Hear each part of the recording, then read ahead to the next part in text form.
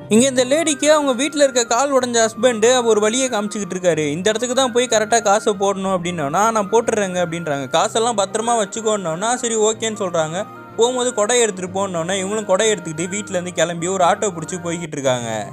அந்த ஆட்டோக்காரன் short route எடுத்தவொடனே உங்களுக்கு பயம் வந்துடுது. அவங்க பையனுக்கு ஃபோன் பண்ணி உன்னை பார்க்க தான்டா வந்துட்டு இருக்கேன், பக்கத்தில் தான் இருக்கேன்னு சொல்லி இந்த ஆட்டோக்காரனை பயமுறுத்துறதுக்காக என்னென்னமோ பேசிட்டு இவங்க சொன்ன லொக்கேஷனில் போய் இறங்கிடுறாங்க. அங்கே இருக்கிற ஏடிஎம்குள்ளே போய் கையில் இருக்க கேஷ் எல்லாம் எடுத்து டெபாசிட்டும் பண்ணுறாங்க.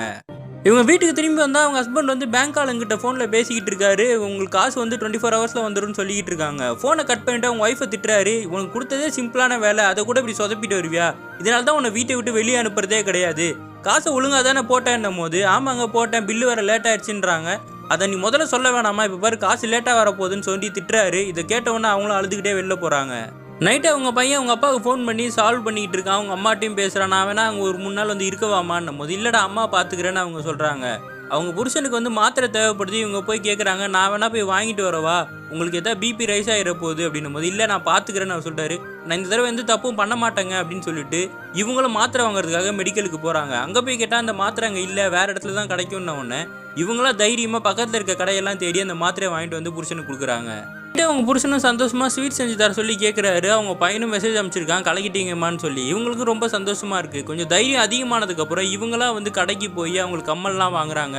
பானிபூரி கடையில் போய் நின்று சாப்பிட்டுக்கிட்டு இருக்காங்க. வீட்டுக்கு திரும்பி வந்து பார்த்தா அவங்க ஹஸ்பண்டோட ரூமில் சாப்பாடு பிளேட்லாம் கீழே வந்து உடஞ்சிருக்கு. என்ன ஆச்சுன்னு கேட்டால் நான் எடுக்கும் போது கீழே விழுந்துருச்சுன்னு சொல்கிறாரு. எனக்கு ஃபோன் பண்ணிக்கலாம்னும் போது நான் தான் ஃபோன் பண்ணேன், நீ தான் இப்போலாம் நான் ஃபோன் பண்ண எடுக்கிறது இல்லையேன்னு சொல்லி அவங்க ஒய்ஃப் மேலே சந்தேகப்பட ஆரம்பிக்கிறாரு.